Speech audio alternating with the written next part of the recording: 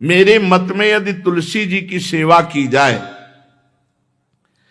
तुलसी जी का यदि स्पर्श हो जाता है, तुलसी जी का नाम कीर्तन किया जाता है, तुलसी जी को प्रणाम किया जाता है, तुलसी जी का वृक्ष लगाया जाता है, तुलसी जी को जल अर्पित किया जाता है और तुलसी दल से नित्य भगवत सेवा की जाए तो बहुत जल्दी श्री कृष्ण प्रसन्न हो जाते हैं।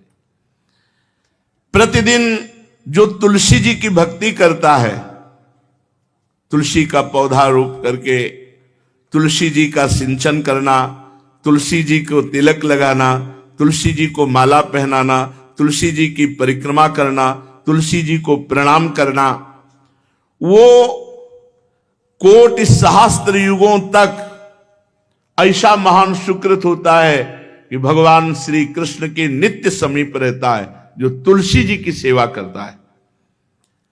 जब तक मनुष्य की लगाई हुई तुलसी की शाखा प्रशाखा, बीज, पुष्प, सुंदर दल से तुलसी जी सुशोभित होती है, तब तक हजारों कल्पों में श्री हरिधाम में रहते हुए उसका कभी पुण्य नष्ट नहीं होता। जैसे एक दिन, 1000 कल्प, 2 दिन, 2000 कल्प वो भगवान के नित्य धाम में महान सुकृत के बल से भगवत धाम में रहेगा, जो तुलसी जी का पक्का मान लीजिए।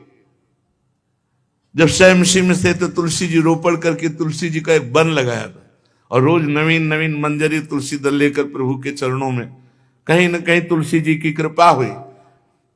वृंदावन, ये वृंदाधिष्ठात्री देवी वृंदावन की है, इनकी कृपा के बिना। हे चंद्रादने, संपूर्ण पत्रों और पुष्पों को जो उतार करके सम्मान पूर्वक पहले प्रार्थना करनी चाहिए, हे वृंदा देवी, हे तुलसी जी, भगवान श्री हरि की पूजा के लिए या प्रियाजू की पूजा के लिए हम आपके कुछ मंजरी, कुछ दल लेकर के सेवा करना चाहते हैं, आप कृपा करके मुझे दीजिए, और फिर उतार लें। ऐसे नोचना नहीं, बहुत सम्मान से, बहुत प्यार से, तो तुलसी जी प्रसन्न होते हैं। जो मनुष्य तुलसी दल से श्री हरि की पूजा करता है, कोई भी पाप उसका स्पर्श नहीं कर सकता। पूर्व में किया हुआ कोई भी पाप उसको दंड नहीं मिलेगा, जो तुलसी जी की आराधना नित्य करता है। अब इतना जल भी ना चढ़ा दे, मार पुण्य हो जाए और तुलसी जी अंतर ध्यान, अनुकूल जल, जैसे मान लो गमले पे हैं तो इतना बड़ा तांबे का रोज उससे चढ़ा, हम भर के लोटा चढ़ा दोगे 2-4 दिन में अंतर ध्यान हो जाएंगे तुलसी जी। बहुत विवेक से जरूरत है, मतलब भारी पुण्य होगा। अब इतना बड़ा लोटा रोज जल चढ़ाओगे तो 2-4 दिन में पीली होके अंतर ध्यान हो जाएंगे। भाई इतना जल, अनुकूल जल चाहिए। एक तांबे का छोटा सा लिया, ऐसे रोज डालो, उसमें कोई फर्क नहीं, और गमला उठाकर धूप में विराजमान करो। सेवा का मतलब क्या है? जो तुलसी जी को जल अर्पित करके तुलसी जी की सेवा करता है, हरि चिंतन करता, कभी कोई पाप उसका स्पर्श नहीं कर सकता। 100 भार सोना, 400 भार चांदी,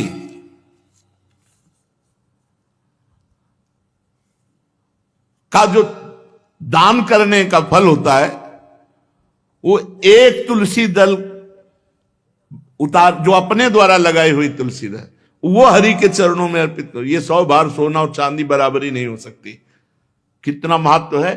जो रोज तुलसी दल चयन कर, द्वादशी को ना चयन करे, द्वादशी को मतलब बहुत बड़ा अपराध लगता है तुलसी दल का, इस मतलब तुलसी के वृक्ष का भी स्पर्श ना करे।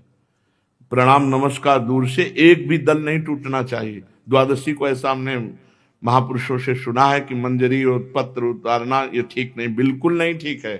ब्रह्म हत्या का फल लगता है, अगर जो पाप लगता है अगर कोई द्वादशी को तुलसी चयन, बहुत सावधानी से।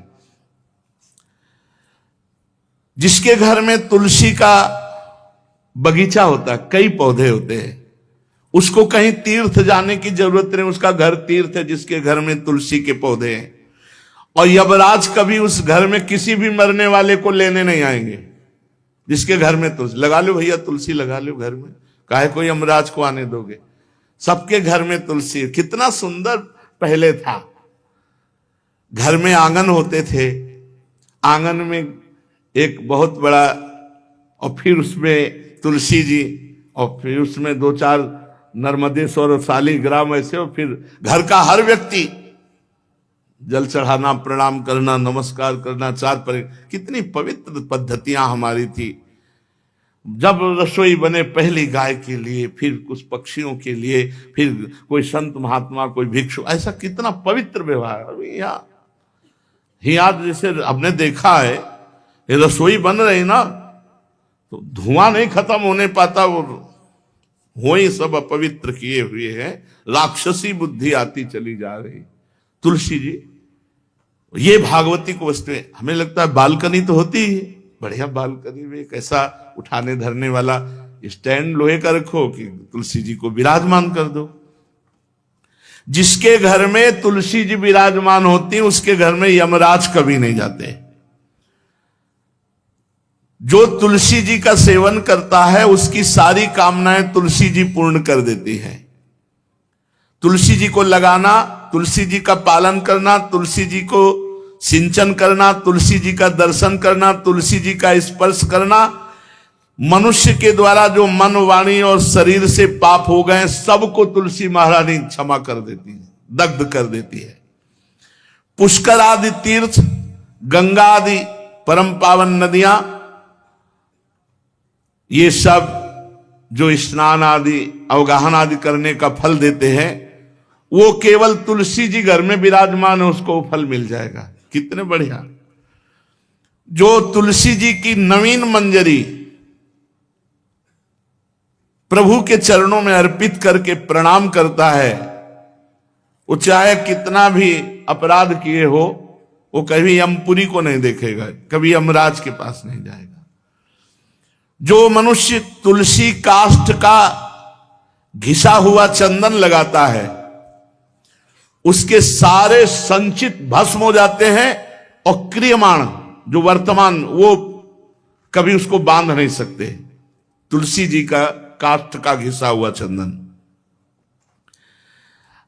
जिसके घर में तुलसी की छाया होती है, वहां पितरों को अपने आप कल्याण प्राप्त हो जाता है।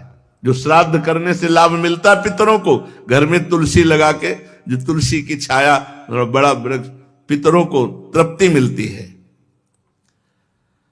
चतुर्भुज ब्रह्मा जी सारंग धनवा श्री हरि के महामहिम स्वरूप की अनुभूति करने के लिए भी कहा है कि तुलसी जी का महान महात्म्य, अगर तुलसी जी का सेवन करे तो भगवान श्री हरि की महिमा को जान जाएगा। स्त्री हो या पुरुष, पुरुष नपुंसक नारीवा जीव चराचर कोय, सर्व भाव भज कपट तज मोहि परम प्रिय सोय। शरीर वर्दी है, हमारी पोशाक है, हम सब एक हैं, आत्मस्वरूप है, कुछ अलग नहीं है।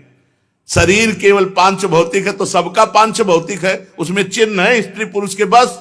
इसके लिए भगवान की आराधना निषेध थोड़ी है। जो स्त्री या पुरुष श्री तुलसी जी के काष्ठ के मन के बना के, जैसे छोटी कंठी या बड़ी माला धारण करता है, श्री कृष्ण उसके बस में हो जाते हैं। यह है तुलसी जी की महिमा। परम सुहाग श्री कृष्ण मिल जाते हैं, और कौन सी भी हमें उपलब्धि चाहिए। हे गोपनंदिनी, तुलसी जी का सेवन करने से श्री कृष्ण वश में हो जाते हैं।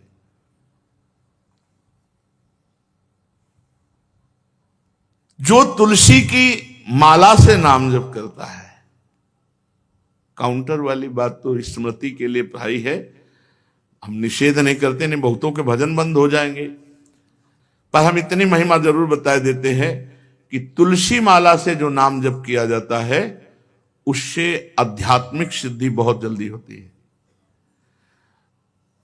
गुरुदेव भगवान कहते, जो अंगुलियों से रगड़ होती है मन का से, उसमें आध्यात्मिक ऊर्जा शक्ति तुलसी माला से। प्लास्टिक पर भाई करो, निषेध नहीं कह रहे, बंद हो जाएगा वो भी राधा राधा कहना।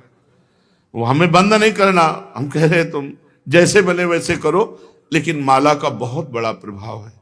तुलसी परम पवित्र, भगवान श्री हरि की प्रिया, और उनके काष्ठ को जब हम ऐसे ऐसे नाम के साथ, तो विशेष ऊर्जा शक्ति, आध्यात्मिक शक्ति हम में जागृत होती है। हो सके जिनको ऐसा बन सके तो छोटी एक वो आती है सुमिरनी, उसको रख लो, अपनी जेब में रख लो, उससे करो। और नहीं है तो भैया तुम इसी से करो, नाम जप करो, भाव को भाव अनख आलसो, नाम जपत मंगल दिस दसो।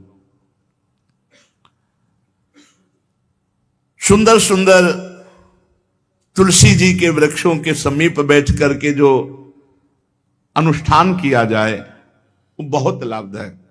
श्रीमद् भागवत का, गोपाल सहस्त्र नाम का कोई भी पाठ तुलसी जी के समीप विराजमान करके किया जाए,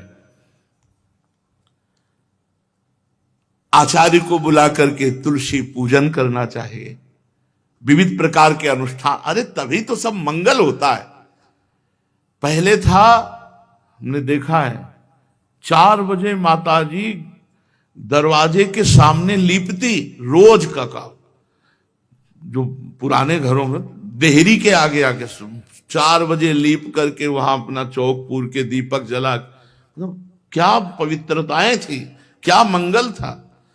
जब किसी को निमंत्रण दिया जाता था सबके पैर धोए जाते थे, सुंदर बिछौना बिछा करके, और उसमें बैठ कर पत्तल और रज के सकोरा कुल्हड़ ऐसे भोजन पाया, कितना पवित्रता।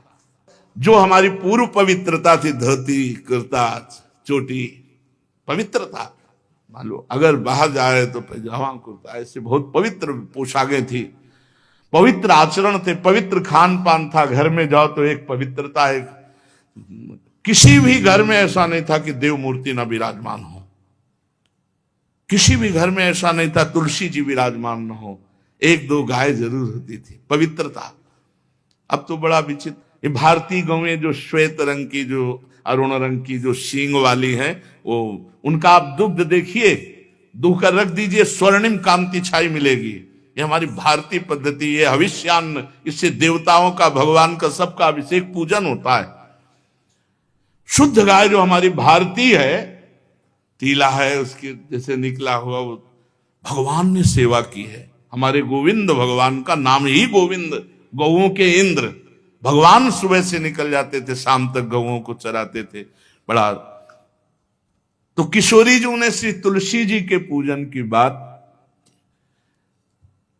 भगवान गोपियों से वादा किए थे कि अब तुम्हें अगली पूर्णिमा को रास, अब रास बिना रासेश्वरी के नहीं हो सकता, लिखा हो चाहे ना लिखा हो।